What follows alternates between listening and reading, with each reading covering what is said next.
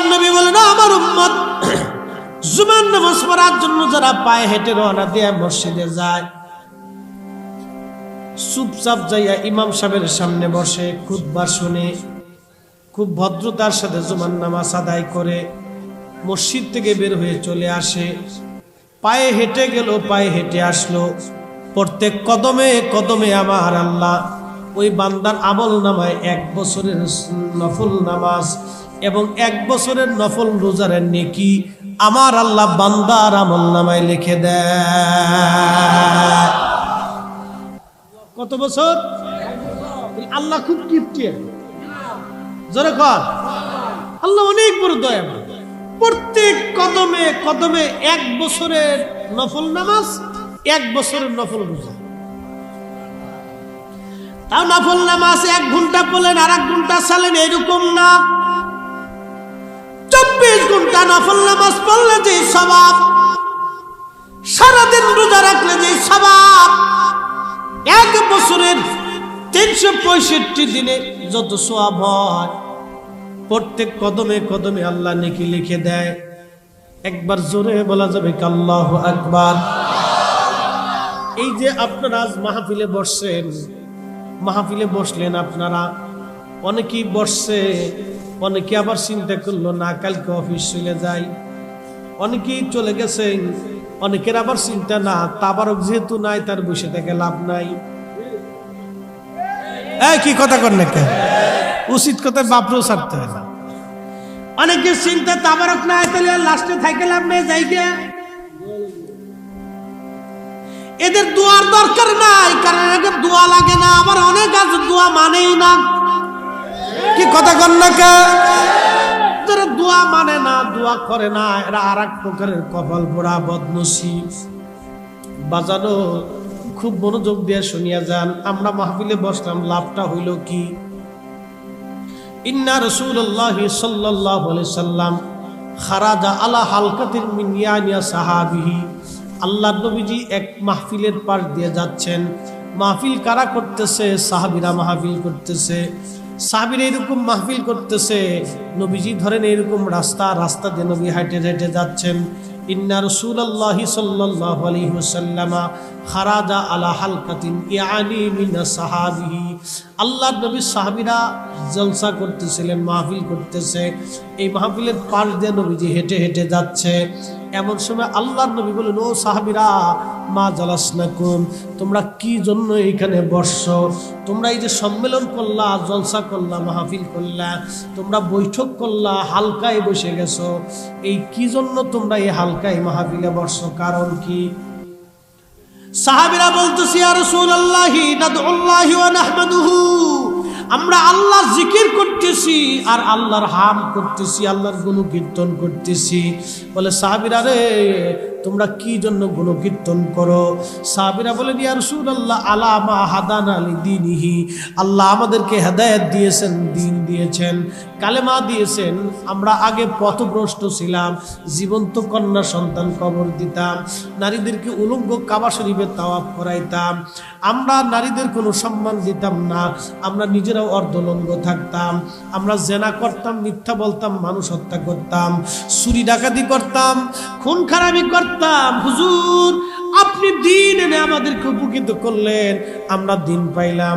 এই দিন পাইয়া আলামা হাদানা লিদীনিহি, আমরা দিন এবং হেদায়েত পাওয়ার কারণে ওয়া মান্না আলাইনা বিকা, ওয়া মান্না আলাইনা বিকা, আর আপনি নবীর মতো মহা নিয়ামত আল্লাহ আমাদের মাঝে পাঠাইছে। কোন নিয়ামত? নবী। ওয়া মান্না আলাইনা বিকা, আপনি নবীকে আল্লাহ আমাদের মাঝে নিয়ামত হিসেবে পাঠিয়েছে। আর জোরে দেখেন, মিলাদুন নবীর মাহফিলের দলিল। মিলাদুন নবীর মাহফিল নবীকে কেন্দ্র করে। কাকে কেন্দ্র করে? নবীকে কেন্দ্র করে। নবী আসছে, এই খুশিতে আমরা মাহফিল দিই। কি কথা কন না কেন? সাহাবীরা মাহফিল দিচ্ছে, ওয়া মান্না আলাইনা বিকা, আপনি নবী আমাদের মাঝে আল্লাহ নিয়ামত হিসেবে পাঠিয়েছে, এই জন্য আমরা মাহফিলে বসে গেছি। হামদে বাড়ি তালা মাহফিল সাজাই দিছি। আল্লাহর নবী বললেন, সাহাবীরা তোমরা কসম করে বলো, তোমরা কি শুধু এই কারণে বইছো না অন্য কোনো কারণ আছে? আমরা যারা মিলাদুন নবীর মাহফিল দেই, নবী পাইয়া যারা খুশিতে মাহফিল সাজায়, তারা চেয়ারম্যান মেম্বারের জন্য মাহফিল সাজায় না, দুনিয়ার কোনো মোহের জন্য তারা মাহফিল দেয় না, তারা মূলত আল্লাহ এবং তার নবীকে খুশি করার জন্য মাহফিল সাজায়। নবী বললেন, সাহাবীরা তোমরা কসম করে বলো, তোমরা কি এই কারণে মাহফিল দিছো না অন্য কোনো কারণ আছে? সাহাবীরা বলল, আল্লাহি ইয়া রাসূলুল্লাহ, আল্লাহর কসম করে বলি, আমাদের আর কোনো উদ্দেশ্য নাই, শুধু আপনি নবী পাইয়া আর দ্বীন ও হেদায়েত পাইয়া আমরা এই মাহফিল সাজাইছি। আল্লাহর নবী ডাক দিয়ে বলেন, সাহাবীরা রে, তোমাদেরকে অবিশ্বাস করি বিষয়টা এরকম না, আমি তোমাদেরকে অবিশ্বাস করি না। ফাইন্নামা আতানি জিবরিল আলাইহিস সালাতু ওয়াস সালাম, জিবরাইল আলাইহিস সালাম আমার কাছে আসছে, ফাখবিরিনি, আমাকে খবর দিয়ে গেছে, ইউবাহিবুকুমুল মালায়েকা, তোমাদের এই মাহফিলখানা দেখে আমার আল্লাহ তামাম ফেরেশতাদের সামনে তোমাদেরকে নিয়ে আল্লাহ অহংকার করতেছে। একবার জোরে বলা যাবে আল্লাহু আকবার। তাহলে নবীর জন্য যে মাহফিল হয়, নবী পাইয়ে যে মাহফিল সাজানো হয়, ওই মাহফিল দেখিয়া দেখিয়া গর্ব হয় কার? না না, একসাথে বলেন কার? খুশি হয় কে? বেজার হয় কে? খুশি হয় কে? বেজার হয় কে? খুশি হয় কে? আল্লাহ এই মাহফিল নিয়ে গর্ব করতেছে। এ ফেরেশতারা, তোরা এই মানুষ বানাইতে না করছিলি, তোরা বলছিলে আমার এই বান্দারা মারামারি করবে, ফাসাদ করবে, রক্তপাত করবে। ক্বালু আতাজআলু ফিহা মাই ইউফসিদু ফিহা ওয়া ইয়াসফিকুদ দিমা, ওরা দুনিয়ার মধ্যে মারামারি করবে, কাটাকাটি করবে, রক্তপাত করবে, ফ্যাসাদ বাঁধাবে, ঝগড়া বাঁধাবে। আল্লাহ এগুলি বানাইও না। ও ফেরেশতারা, তোরাই না করছিলি। দেখ আমার বান্দারা মাহফিলের মধ্যে বসে গেছে, এখানে উলামায়ে কেরাম এসে বসে ওয়াজ করতেছে। আমার বান্দার কাম দিয়েছি, যৌবন দিয়েছি, ক্রোধ দিয়েছি, লোভ দিয়েছি, হিংসা দিয়েছি, কামনা দিয়েছি, বাসনা দিয়েছি, নেগেটিভ দিলাম, পজিটিভ দিলাম, ক্ষুধা দিলাম। আমি আমার বান্দারে সব কিছু দেওয়ার পরও আমার বান্দা লোভ, মোহ, কাম, ক্রোধ, হিংসা, বাসনা, কিয়া, রামনা, কামনা যা আছে সব বাদ দিয়া আমার বান্দা আমার জান্নাতের বাগানের মধ্যে বসে গেছে।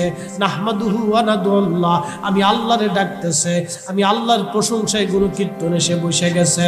ফেরেশতারা রে, তোরা আমারে বান্দা বানাইতে নিষেধ করছিলি, দেখ আমার বান্দারা মাহফিল সাজাই দিয়েছে, তারা হালকায় মাহফিলের মধ্যে বসে গেছে, তারা জলসার মধ্যে বসে গেছে, বৈঠকের মধ্যে বসে গেছে। ফেরেশতারা রে, তোরা বানাইতে না করছিলি, ফেরেশতারা দেখ আমার বান্দারা জান্নাতের বাগানে বসে গেছে। ফেরেশতারা, তোরা সাক্ষী থাক, আমার বান্দার জীবনের যত গুনাহ আছে, আমি আল্লাহ রহমতের কারণে জীবনের সব গুনাহগুলি আমি আল্লাহ মাফ করে দিলাম। তাহলে মাহফিলে বসে লাভ হয়েছে না লস হয়েছে? যারা চলে গেছে বদনসিব। তাহলে নবী পাইয়া মাহফিল চলবে? এই মাহফিলকে আমরা শুরু করছি, সাহাবীরা আগে শুরু করছে। আপনি বেদাত ফতোয়া দিলে ও সাতা দেখার টাইম নাই। মন খারাপ করেন না, আমি এমনি কথা বলি। আমার কোন প্রিয় ভাই, মন খারাপ করেন না ভাই রে, রাসূল আমাদের সবার। কি কথা করেন না? কবরে নামানোর সময় কিন্তু একটাই বাক্য, বা বিসমিল্লাহি ওয়া আলা মিল্লাতে না আমলি, বিএনপি, জাতীয় পার্টি, কাদরিয়া, চিশতিয়া, নকশবন্দিয়া, মুজাদ্দিদিয়া, কোনো কথা নাই, এক কথায় ওয়ালা মিল্লাতে রাসূলিল্লাহ, নবীর দল, নবীর দল। দুনিয়া থেকে নবীর কদমের গোলাম হয়ে কবরে যাইতে হবে। কথা কোন ঠিক কিনা? তুমি মোদের আশার আলো, তাই তো তোমায় বাসি ভালো, তুমি মোদের আশার আলো, তাই তো তোমায় বাসি ভালো।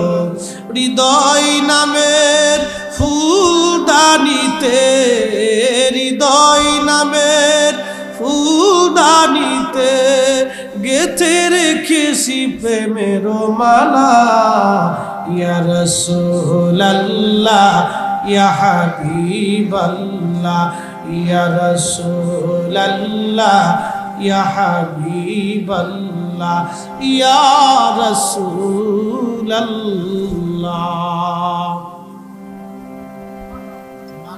এজন্যই মাহফিল আসতে হবে, মাহফিলে বসা লাগবে। আমার দেশের কত সুবর করে শয়তান দেখেন, কিছু কথা বলতেছি একটু মনোযোগ দেন, মাত্র 10টা মিনিট, বুঝে যাওয়াটা দরকার। কতজন এসে বলবে আমি একদিন টেলিভিশনের অনুষ্ঠান সাজানোর জন্য গেছি, তো টেলিভিশনের অনুষ্ঠান করার আগে মেকআপ সেকআপ করে, বুঝছেন, একটু কালা কালা থাকলে একটু বাউ করে আর কি, মেকআপ টেকআপ করে আমরা বসাইছে। বসানোর পরে অনুষ্ঠান করার আগে একটু রিহার্সাল। যিনি উপস্থাপনায় তিনি বললেন যে আমাদের দেশেই যে দলবদ্ধভাবে দোয়া হয়, মানুষ মরে গেলে দোয়া করা হয়, গ্রামের মানুষ দাওয়াত করা হয়, উলামা ইকরাম দাওয়াত করা হয়।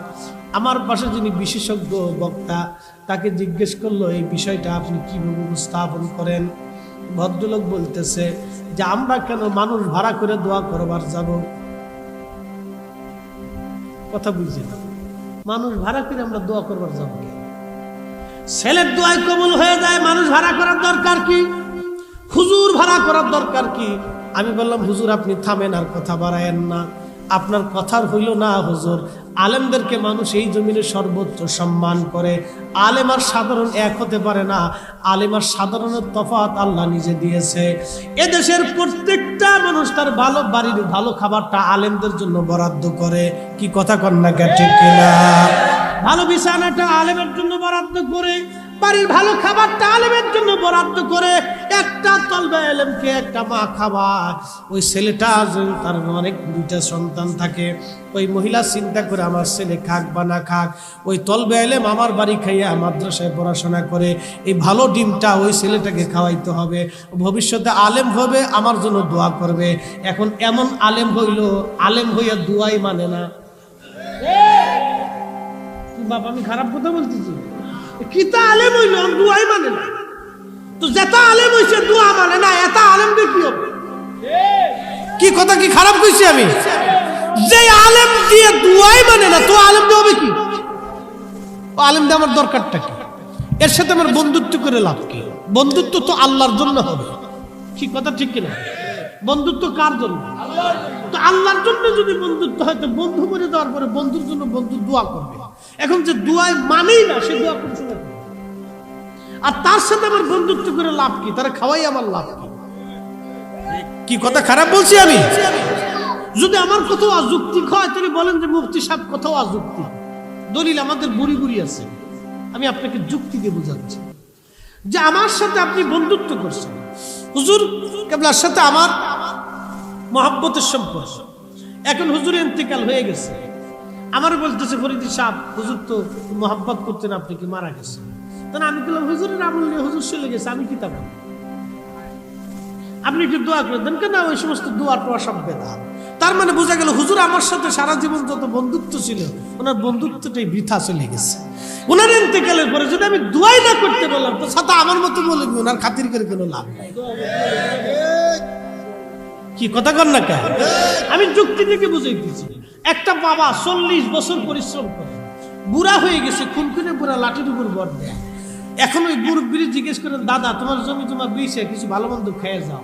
দাদা কবে, না রে, আমার ওই ছেলে আছে, মেয়ে আছে, নাতিপুতি আছে, ওদের একটা ভবিষ্যৎ আছে না, আমি বেশি খেয়ে গেলে ওরা কোথায় থাকবে, কি খাবে? দেখেন বুড়া মানুষ চলতে পারে না, খাইতে পারে না, সে তারপরেও লাঠির উপর ভর দিয়ে সে জমি বেছে না। কেন? সন্তানের চিন্তায়। বলে দাদা এই ফুলাপান তুই লাভ কি? আর কিছু না, ওরা আমার কবরে বসে যায় দোয়া করবে। এখন ছেলে এমন দলে গেছে দোয়াই মানে না, এ পুরা জিন্দেগি বৃথা। মন খারাপ করেন না, আমি আপনাকে বোঝানোর জন্য বলতেছি, জীবনটাই বৃথা। এমন দলে গেলেন যে দোয়াই মানে না, তো লাভটা নেই। যদি বলেন হুজুর অন্যের দোয়া আর একজনের কাজে লাগে না, এটা ডাহা মিথ্যা কথা, এটা আপনার মতবাদ। এটা নবীর মতবাদ না। আল্লাহর নবী উম্মতকে বলেন, উম্মত, মানুষ মারা যাওয়ার পরে 3টা দরজা খোলা থাকে। একটা দরজার নাম সদকায়ে জারিয়া, প্রবাহিত সওয়াব। সদকা যেটাকে বলা হয়, আপনি মসজিদে একটা টিউবওয়েল দিয়ে দিলেন, ওই টিউবওয়েলের পানি যতদিন ওযু করবে মানুষ খাবে, ততদিন আপনার আমলনামায় সওয়াব চলতে থাকবে। একটা গরিব মেয়ের বিবাহের ব্যবস্থা করে দিলেন, যতদিন ওই সন্তান হবে এই মেয়েটা সংসার করবে, ততদিন আপনার আমলনামায় নেকি চলতে থাকবে। একজন গরিব মার চিকিৎসা করে দিলেন, যতদিন সুস্থ থাকবে, নামাজ কালাম পড়বে, ততদিন আপনার আমলনামায় নেকি চলতে থাকবে। এটার নাম সদকায়ে জারিয়া। আরেকটার নাম ইলমের খেদমত।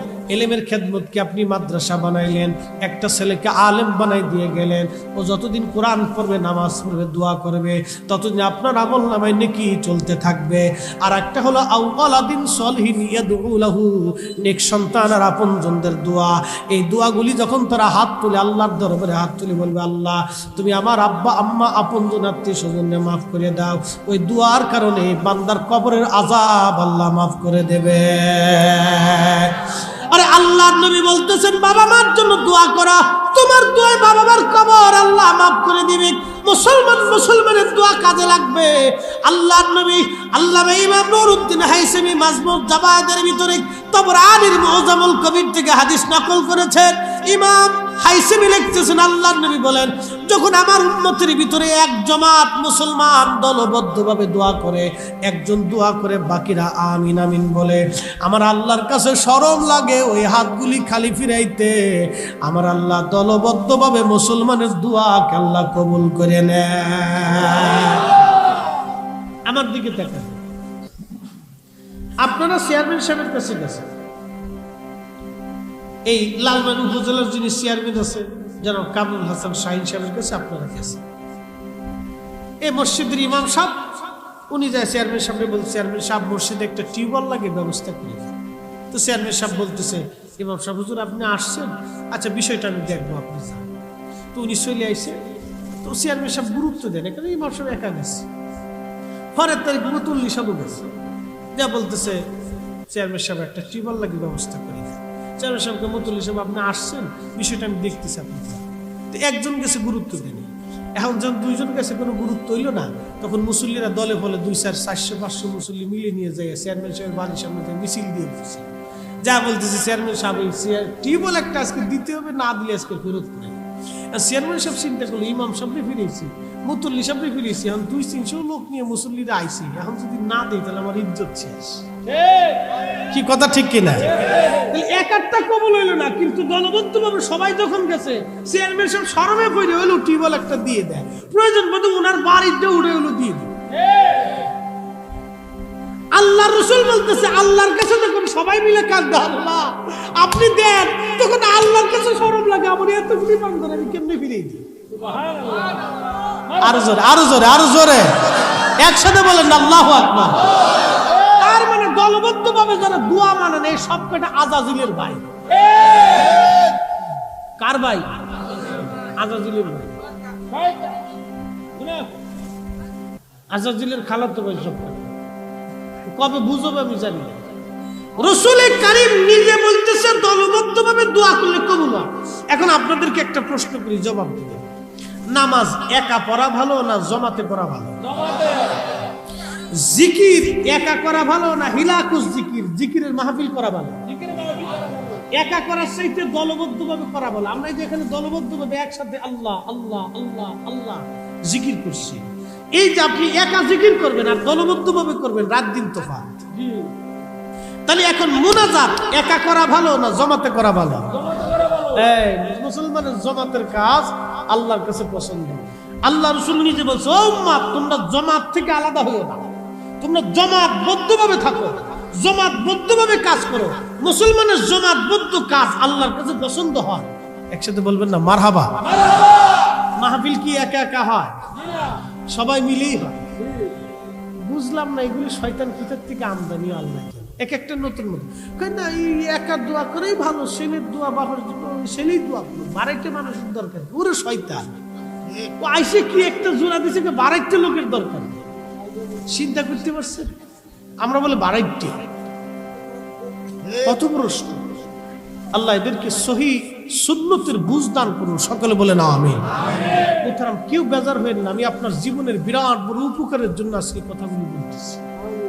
বাপরে, দোয়ার যে কি প্রয়োজন এটা মরার পরে বুঝবেন, মরার আগে বুঝতেন না। আপনাকে ছোট্ট করে একটা ঘটনা শোনাই। হ্যাঁ, লা হাওলা ওয়ালা কুওয়াতা ইল্লা বিল্লাহ। 2 রাকাত কমে এখন 1 রাকাত হইছে, এটা খালি কমতেছে। ওই তার মানে এক বেড়া ফিলফোন কিনছিল 2 ইঞ্চি লম্বা, বিবি রেখা তুমি 2 ইঞ্চি কাটতো, বড় মেয়ের মা তোর মারে কইছিল মনে নাও থাকতে পারে তুই 2 ইঞ্চি কাটিস, মেজো মেয়েরে কইছে, সেজো মেয়েরে কইছে, ছোট মেয়েরে কইছে, বেড়ার বউরে কইছে। তো রাত ভরে সবাই 2 ইঞ্চি করে কাটছে, বেটা সকালবেলা ফুলবেন করবার যায় দেখে হাফ প্যান্ট হয়ে গেছে গা, বুঝতে পারছেন? তো আমরা ইসলামটাকে কাটতে কাটতে ছাড়তে কমানোর দান্দা। আপনাদেরকে একটা কথাই বলে দিছি, 850 বছর ধরে শাহজালাল মুজাররিদি যে ইসলাম আছে, এই ইসলাম আমরা মাইনে চলবো। কি কথা কন না কেন? উনি যেইভাবে নামাজ দিয়ে গেছে আমরা সেইভাবে মানবো, এর বাহিরে মানার কোনো সুযোগ। তারাবির নামাজ 3 রাকাত দিছে, 3 রাকাতই মানি।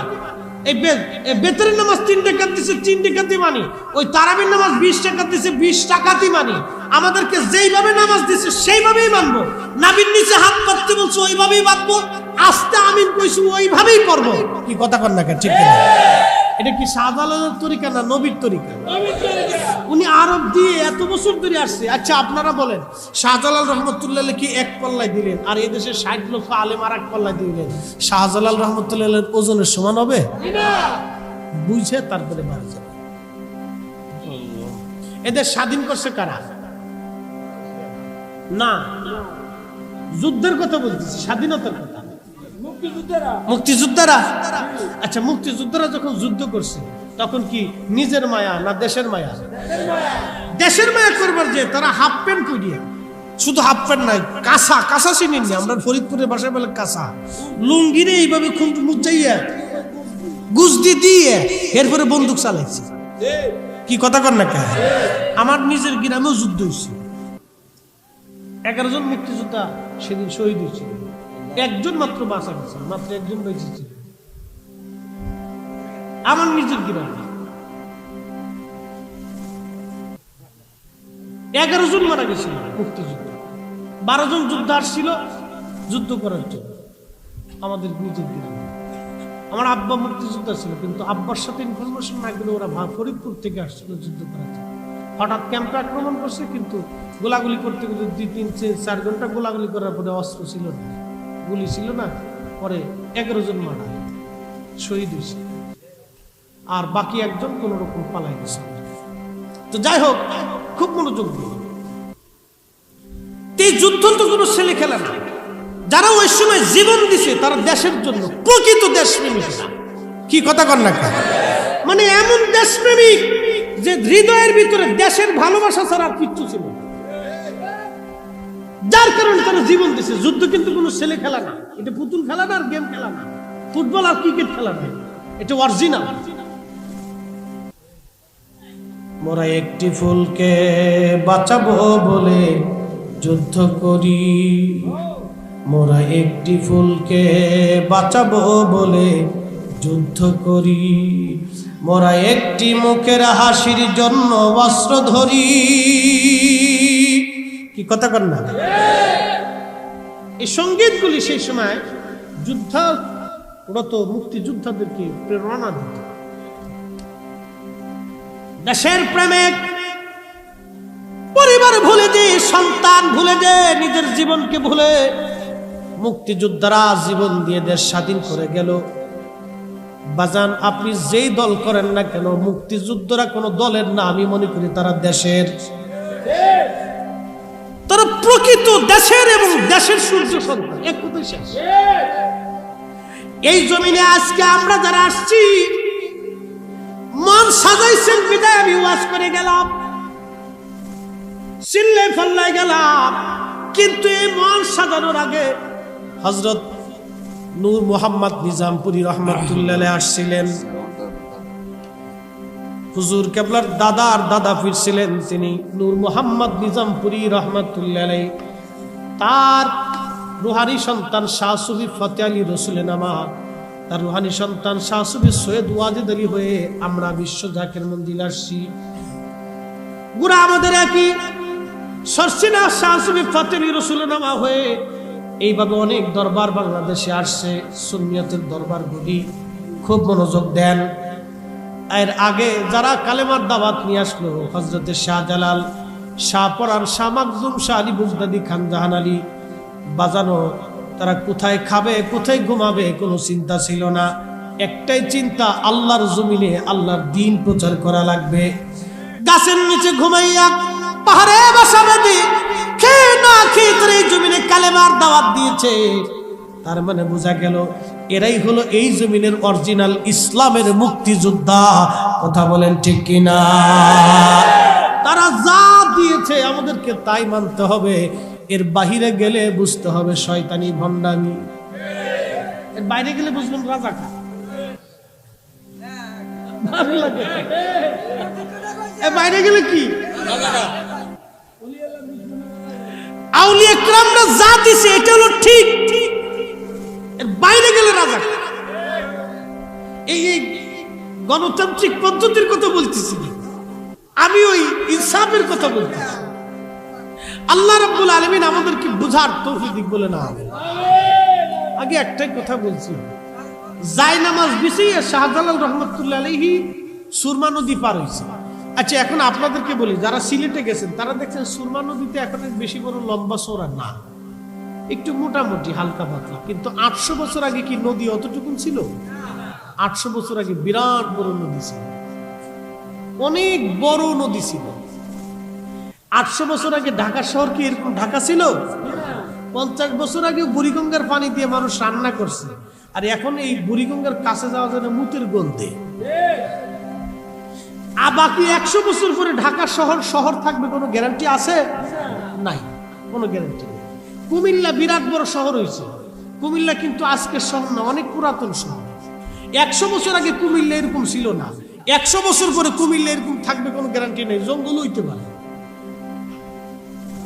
তো সুরমা নদী 800 বছর আগে ওই ছোট্ট নদী ছিল না, বিরাট বড় নদী ছিল। তো সেই নদী পার হয়ে যায় নামাজ দিয়ে শাহজালাল রহমতুল্লাহ দ্বীন প্রতিষ্ঠিত করছে। যাদের কথা পানি শুনতো, বাঘে শুনতো, জঙ্গলে শুনতো, পশু পাখিরা শুনতো, তাদের জবান আর আমরার জবান এক না, তাদের কালাম আর আমরার কালাম এক না, তাদের ঈমান আর আমরার ঈমান এক ওজনের না, তাদের ওই মোহাব্বত আমরার মোহাব্বত এক মোহাব্বতের না। অতএব তারা যেই রাস্তা দেখেছে এইটাই ঠিক। এখন বর্তমানে যারা মসজিদে ভেজাল বাঁধাইছে এই সবগুলো বেঠিক। বুঝে তারপরে কবর যাবে। আল্লাহ আমাদের প্রত্যেকের বুঝার তৌফিক দিক, সকলে বলে না আমিন। লম্বা কথা বাড়াবো না মোহতারাম, দুনিয়ার থেকে সবাই চলে যাব। দুয়ার বিরাট বড় দরকার, অনেক বড় প্রয়োজন। বাপ জীবনে যে আমল করছি এটা দিয়ে আল্লাহর সামনে কিছু দিয়ে বলবো যে আল্লাহ মাফ করে দেন, এমন কোন যোগ্যতা আমাদের নাই। আছে কি জীবনে নামাজ করছি করেন তো এই নামাজ দিয়ে বলবো আল্লাহ মাফ করে দেন, এমন কোন নামাজ আমাদের হাতে নেই, এমন বুজুর্গিও আমাদের হাতে নেই, কিচ্ছু আমাদের নেই। এই জন্য আল্লাহর কাছে বেশিরভাগ ইস্তেগফার দোয়া করা ছাড়া আর কোনো রাস্তা নেই। আল্লাহ আপনি মাফ করে দেন, আল্লাহ আপনি ক্ষমা করে দেন, আল্লাহ আপনি আমরা দেন, রব্বানা যালামনা আনফুসানা, এছাড়া আমাদের আর কোনো রাস্তা নাই।